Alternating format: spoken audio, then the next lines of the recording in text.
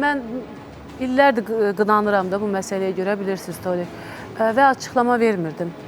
Ta ki evladım mənə sual verməyənə qədər ki, atamın yanındakı bu qadın kimdir? O sualı bəli eşitməyənə qədər mən heç vaxt çıxıb efirdə yəni bu şeylər haqqında danışmadım və eybi yoxdur. Mən daşqalaq olsam belə, yəni mən razı idim da, dözürdüm, keçirdim.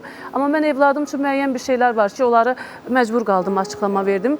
Çünki başqa bir qadını da incitmək istəmirdim, başqa bir tərəfi də. Bu şeylərin bu qədər gündəmə gəlməyində də bir Allahım şahiddir, bir də məni tanıyan ətrafım şahiddir ki, mən səbəbkar deyiləm. Mən efirdə sadəcə məndən tələb olunub o ki, efirə çıxanda deyiləm, mən ailəliyəm. Yəni bunu mənim evladımın atası məndən tələb eləyib. Efirə çıxanda bəli, belə deməlisən. Və mən onun bir sözünü heç vaxt iki eləməmişəm. Bunu bütün Azərbaycan bilir. Bütün mənim ailəm, ətrafım, dostlarım, hamı bilir. Məndən istənilib, mən sadəcə o söz demişəm. Və sonra arxadan nə bilim, eşəliyə, birinci adını verdilər sosial mediaya, sonra şəklini verdilər, sonra videosunu yaydılar, sonra evladının toyu oldu, onu götürdülər, paylaşdılar. Yəni, efirdə olmayan, bu səhnədə, sənətdə olmayan bir xanımı gətirdilər, o qədər yaydılar. Biri yaxşı yazdı, biri pis yazdı, onun da evladları var, ona da pis təsir elədi, onun da ailəsinə. Yəni, o qədər insanlar bu şeylərdən zərbə aldı ki, bir dənə baxış yığacaq deyə bu qədər insanları vurmaq, bu qədər insanların psixologiyasını korlamaq olmaz. Mənim evladım bir neçə ay əvvəl o sualı verdi. Yəni, mən günlərlə özümə gələ bilmədim. Bəli. Təsadüfən, ondan sonra telefonu düz almışam əlindən. Artıq aylardır telefon yoxdur onda. Yəni, mən heç bir açıqlama verə bilmədim. O qədər pis bir vəziyyətdə. Yəni, Allah heç bir xanımı, heç bir ananı o duruma düşürməsin də, yəni. Mən sənə deyirəm.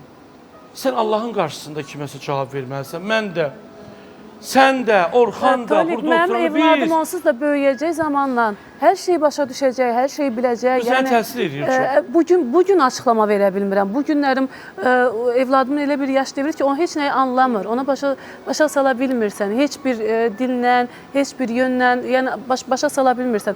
Amma zaman gələcək, əlbəttə ki, anasının səhvini də, düzünü də, hər şeyini biləcək də, qəbul də eləyəcək.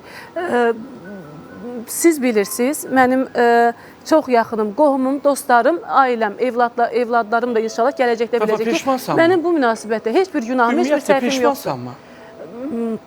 Peşmanam, bu qədər, bilirsiniz necə? Qınaq olduğu var. Mən heç vaxt altdan almadım da, üstümə gəldikcə üstlərinə getdim.